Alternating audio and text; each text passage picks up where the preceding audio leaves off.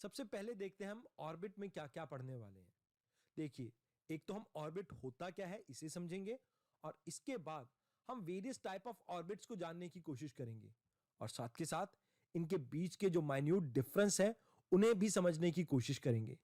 जैसे जियो स्टेशनरी और जियो synchronous orbit में क्या फर्क है, मिडल और लो अर्थ ऑर्बिट में क्या फर्क है, इंक्लाइंड और जियो स्टेशनरी ऑर्बिट में क्या फर्क है, इसे भी हम आज के लेक्चर में समझेंगे। उसके अलावा हम पोलर ऑर्बिट और सन सिंक्रोनस ऑर्बिट के बीच में क्या डिफरेंस होता है उसे भी समझेंगे। तो आइए शुरुआत करते हैं आज के लेक्चर की। सबसे पहले समझते हैं ऑर्बिट क्या होता है।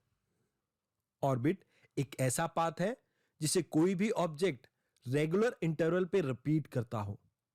खासकर यहां पर हम बात कर रहे हैं स्पेस की।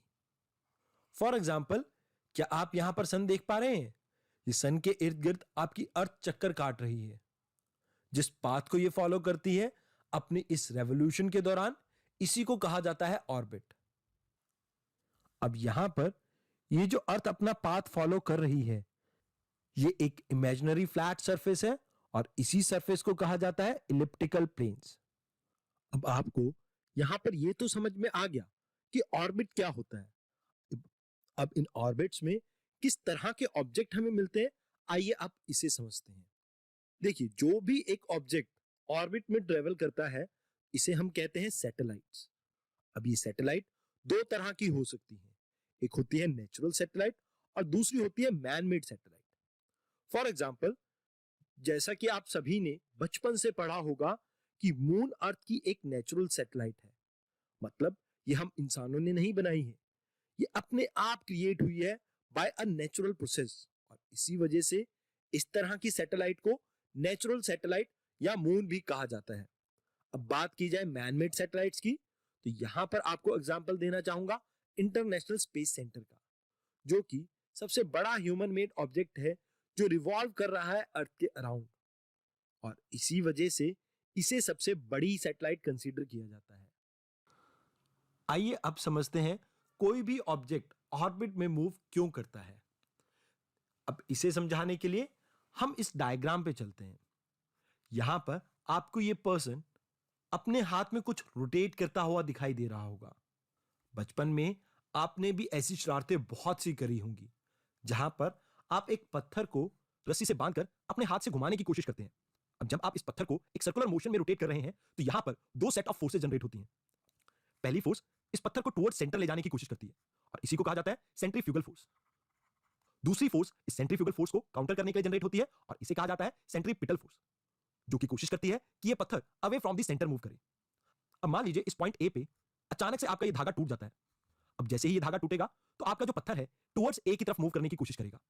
अब ये जो डायरेक्शन है इस पत्थर की, ये टेंजेंशियल है इसकी ऑर्बिट की, और ऐसा होने के पीछे रीजन है आपका न्यूटन्स फर्स्ट लॉ, जहां पर यह कहा जाता है कि सभी ऑब्जेक्ट की टेंडेंसी होती है कि वो एक स्ट्रेट लाइन में मूव करें। बट जब भी इनके ऊपर कोई एक्सटर्नल फोर्स एक्ट करती है, जैसे इस केस में सेंट्रीफ्यूगल फोर्स और सेंट्रीपिटल फोर्स एक्ट कर रही है, तो इसकी वजह से इनके पाथ में आप डेविएशन देखते हैं। अब ऐसी ही सिमिलर सिचुएशन प्लैनेट भी फेस करते हैं। फॉर एग्जांपल, बात की जाए मून की, जब भी मून कोशिश करता है कि वो एक स्ट्रेट लाइन में मूव करे, तो यहां पर अर्थ का ग्रेविटेशनल फोर्स इसे अर्थ की तरफ अट्रैक्ट करता है। वेयरएज जो सेंट्रीपिटल फोर्स है उसकी कोशिश ये रहती है कि वो मून को अवे फ्रॉम द सेंटर ले जा सके। अब इन दोनों के बीच में जब एक बैलेंस एस्टैब्लिश होता है, उसी की वजह से कोई भी सेलेस्टियल बॉडी, यहां पर हम एग्जांपल ले रहे हैं मून का, वो मूव करती है एक सर्कुलर मोशन में। आइए इसे एक बार फिर से इस डायग्राम के थ्रू हम समझने की कोशिश करते हैं। मान लीजिए ये आपका मून है और ये आपका अर्थ। अब यहां पे जो मून की जनरल टेंडेंसी है वो है कि ये पॉइंट ए की तरफ मूव करे। जैसा कि आपको न्यूटन फर्स्ट लॉ में भी कहा गया है कि अगर एक ऑब्जेक्ट एक स्ट्रेट लाइन में ट्रेवल कर रहा है, तो उसकी टेंडेंसी ये होती है कि वो उसी पाथ को फॉलो करता रहे। यहां पर इस मून के ऊपर दो तरह की फोर्स एक्ट कर रही है। पहली है ग्रेविटेशनल फोर्स, जो इस मून को अट्रैक्ट कर रही है टुवर्ड्स अर्थ। बट क्योंकि मून की स्पीड बहुत ज्यादा है, तो अर्थ के लिए इसे अपने सेंटर की तरफ अट्रैक्ट कर पाना थोड़ा मुश्किल है, और इसी वजह से ये जो मून है एक सर्कुलर पाथ को फॉलो करने लगता है। अब इवेंचुअली जो आपके मून का सर्कुलर मोशन है, ये धीरे धीरे स्पाइरल फॉर्म में आ जाना चाहिए था। बट यहां पर आपको याद करना है न्यूटन्स थर्ड लॉ, क्योंकि जब भी कोई एक्शन होगा तो उसको काउंटर करने के लिए इक्वल एंड अपोजिट रिएक्शन आएगा, और यहां पर इसे काउंटर करने के लिए आता है आपका सेंट्रीपिटल फोर्स, जिसकी वजह से आपका मून एक सर्कुलर मोशन को तो अटेन करता है, बट साथ के साथ अपनी ऑर्बिट को भी मेंटेन कर पाता है, बिकॉज एक बैलेंस एस्टैब्लिश होता है आपके ग्रेविटेशनल फोर्स और सेंट्रीपिटल फोर्स के बीच में, और जिसकी वजह से मून एक कंटिन्यूस सर्कुलर मोशन में मूव कर पाता है। फर्दर आपको यहां पर यह याद रखना है कि अगर ग्रेविटी ना हो तो ये सभी सैटेलाइट अपनी ऑर्बिट्स को छोड़ के एक स्ट्रेट लाइन में मूव करने लगेंगे। ये सिर्फ अर्थ की ग्रेविटी ही है जो इन्हें अपनी तरफ अट्रैक्ट करती है और जिसकी वजह से अब यहाँ पर एक कांस्टेंट टग वॉर चलती रहती है, जहां पर सैटेलाइट्स तो ये कहती हैं कि हमें एक स्ट्रेट लाइन में मूव करना है, वेराज जो ग्रेविटेशनल पुल है वो उन्हें अपनी तरफ अट्रैक्ट करता है, जिसकी वजह से वो एक सर्कुलर पाथ को अटेन करती हैं। अब यहाँ पर भी हम एग्जाम्पल कंटिन्यू करेंगे मून का। मान लीजिए अगर मून का जो फॉरवर्ड मोमेंटम है, देखिए मास इंटू वेलोसिटी होता है आपका मोमेंटम, अगर ये मोमेंटम बहुत ज्यादा है तो कहीं ना कहीं वो ऑर्बिट में एंटर नहीं करेगा अर्थ के साथ। अब अगर ये मोमेंटम बहुत ज्यादा कम हुआ तो भी प्रॉब्लम ये है कि ये जो मून है ये क्रैश कर जाएगा आपके अर्थ पे। तो दोनों ही केसेस में चाहे मोमेंटम ज्यादा हो या कम, प्रॉब्लम ये रहेगी कि एक ऑर्बिट फॉर्म नहीं होगी। तो यहां पर मैं आपको ये कंक्लूड करना चाहूंगा कि एक ऑर्बिट फॉर्म होने के लिए बैलेंस मेंटेन होना चाहिए आपकी सेंट्रीपिटल फोर्स के बीच में और ग्रेविटेशनल फोर्स के बीच में। वेराज बात की जाए ऑर्बिटल वेलोसिटी की, तो ये एक ऐसी वेलोसिटी है जिससे एक ऑब्जेक्ट मूव करता है अपनी ऑर्बिट में, और अगर ये वेलोसिटी डिक्रीज होती है या इंक्रीज होती है तो दोनों ही केसेस में मोमेंटम के ऊपर इंपैक्ट आता है, और इसकी वजह से जो आपकी सैटेलाइट है वो ऑर्बिट में मूव नहीं कर पाएगी। आपको एक रफली आइडिया देना चाहूंगा मैं यहाँ पे। मान लीजिए आप अर्थ से रफली अराउंड 242 किलोमीटर पे लोकेटेड है, तो यहां पर आपको ऑर्बिट को मेंटेन करने के लिए स्पीड चाहिए 17,000 माइल पर आवर की। उसके अलावा यहां पर आपको एक बात का और ध्यान देना है, जैसे जैसे आपकी हाइट इंक्रीज होती रहेगी अर्थ से, तो वैसे ही आपकी जो एंगुलर वेलोसिटी है या ऑर्बिटल वेलोसिटी है वो कम होती जाएगी। अगर आप अर्थ से 36,000 किलोमीटर की हाइट पे हैं तो यहां पर जो आपकी वेलोसिटी रिक्वायरमेंट है वो रिलेटिवली बहुत कम हो जाएगी। जो आपकी सैटेलाइट की वेलोसिटी है वो रफली 10,000 किलोमीटर पर आवर हो जाती है। अब बात करते हैं कि जब भी हम ऑर्बिट्स को समझते हैं तो यहाँ पर दो कैप्लर्स के लॉ आपके लिए बहुत ज्यादा इंपॉर्टेंट हो जाते हैं। एक कैप्लर्स फर्स्ट लॉ और दूसरा है आपका कैप्लर्स सेकंड लॉ। ऑल्दो जो थर्ड लॉ है ये कहीं ना कहीं डिस्टेंस कैलकुलेट करने के लिए यूज होता है, तो ये हमारे एग्जाम के लिए ज्यादा इंपॉर्टेंट नहीं है। देखिए पहला लॉ कहता है कि जितने भी प्लैनेट्स हैं वो आपके सन के अराउंड एक इलिप्टिकल पाथ में मूव करते हैं। मतलब कि जो एक साइड है आपका वो ज्यादा क्लोज होगी सन के और जो दूसरी साइड है वो ज्यादा दूर होगी सन से, यानी कि ये एक सर्कुलर पाथ नहीं है, अंडे की शेप में एक आपकी ऑर्बिट है। अब सेकंड लॉ को समझाने के लिए मैं आपको एक एग्जांपल देता हूं। मान लीजिए ये एक पॉइंट है ए और दूसरा पॉइंट है बी, और ये एक पॉइंट है जिसे मैं कहूंगा सी, एक चौथा पॉइंट है जिसे मैं कहूंगा डी। यहां पर ए से बी ट्रेवल करने के लिए जितना आपका प्लैनेट टाइम लेता है उतना ही टाइम ये सी से डी ट्रेवल करने में भी लेगा। तो सेकंड लॉ कहता है an orbiting object will take same amount of time to travel between A and B as it takes to travel between point C and D. तो यहां पर आपके लिए इन दोनों लॉज को याद रखना जरूरी है। Whereas थर्ड लॉ कहता है जितना टाइम आपका प्लैनेट ऑर्बिट करने में लगाता है अगर उसका स्क्वायर कर दिया जाए वो प्रोपोर्शनल है जितना डिस्टेंस आपके उस प्लैनेट का है स्टार से। अब बात की जाए कुछ इंपॉर्टेंट फैक्ट्स की, तो यहां पर आपको याद रखना है कि जो आपकी आर्टिफिशियल सैटेलाइट्स होती हैं उनकी टेंजेंशियल वेलोसिटी बहुत ज्यादा होती है, जिसकी वजह से वो इनडेफिनेट टाइम के लिए कंटिन्यू कर सकते हैं अपना ऑर्बिटल मोशन। अब किसी भी ऑब्जेक्ट को अगर ऑर्बिटल मोशन में रहना है, यानी कि बैलेंस एस्टैब्लिश करना है सेंट्रीपिटल फोर्स और ग्रेविटेशनल फोर्स के बीच में, तो उसके लिए इन चार चीजों के ऊपर आपको ध्यान देना जरूरी है। पहला, वो कितने डिस्टेंस पे है अर्थ से। मान लीजिए अगर वो अर्थ से बहुत ज्यादा क्लोज है तो उसकी जो वेलोसिटी होगी वो कहीं ना कहीं ज्यादा होनी चाहिए। वेराज अगर वो अर्थ से दूर है तो वहां पर जो उसकी वेलोसिटी की रिक्वायरमेंट है वो कम होगी, बिकॉज ग्रेविटेशनल पुल कम है, तो इसकी वजह से वहां पर कम वेलोसिटी में भी आपका काम चल सकता है। वेराज बात की जाए टेंजेंशियल स्पीड की, तो सैटेलाइट की अगर ऑर्बिटल वेलोसिटी या टेंजेंशियल स्पीड बहुत ज्यादा होगी तो ऑर्बिट को मिस कर सकता है, और अगर बहुत ज्यादा कम होगी तो कहीं ना कहीं वो क्रैश कर सकता है प्लैनेट के ऊपर। उसके अलावा ये डिपेंड करता है अर्थ के या उस प्लैनेट के रेडियस पे, जिसके ग्रेविटेशनल पुल से वो एक ऑर्बिट में मूव कर रहा है। अब अगर रेडियस ज्यादा है तो कहीं ना कहीं ग्रेविटेशनल पुल भी इंक्रीज हो जाएगा। और लास्ट है आपका ग्रेविटेशनल पुल। उसके अलावा ये जो आपका ऑर्बिटल मोशन है ये डिपेंड नहीं करता आपके सैटेलाइट के मास के ऊपर और सैटेलाइट के साइज के ऊपर। इसके लिए मैं आपको एग्जांपल देना चाहूंगा इंटरनेशनल स्पेस सेंटर का, जो कि लोअर अर्थ ऑर्बिट में लोकेटेड है, और कोई भी एक छोटी सैटेलाइट जो उसके मुकाबले रिलेटिवली बहुत ज्यादा छोटी हो, इन दोनों के लिए ऑर्बिटल मोशन को मेंटेन करने के लिए सेम वेलोसिटी की रिक्वायरमेंट है। तो कहीं ना कहीं इससे हमें ये पता लगता है कि आपके सैटेलाइट के साइज के ऊपर डिपेंड नहीं करता ऑर्बिटल मोशन।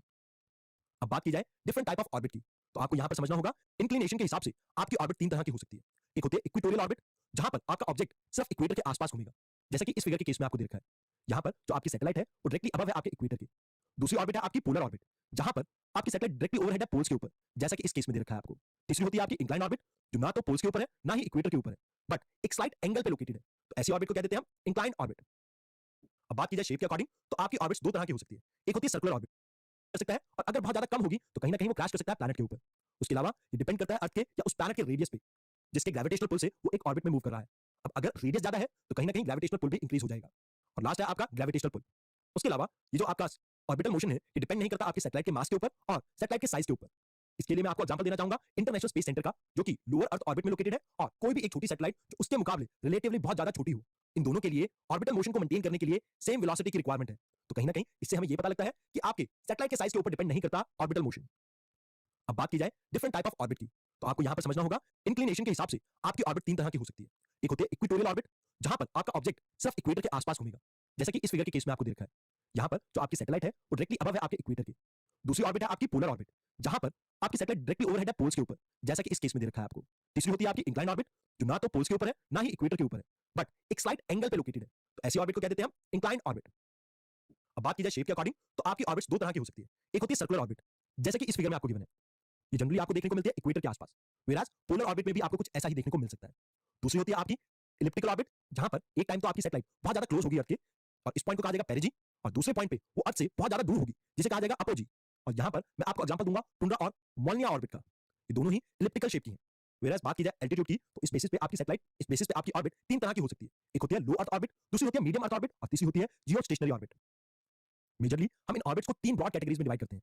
एक होती है आपकी पोलर ऑर्बिट, दूसरी होती है इंक्लाइंड ऑर्बिट, और तीसरी आपकी इक्वेटोरियल ऑर्बिट।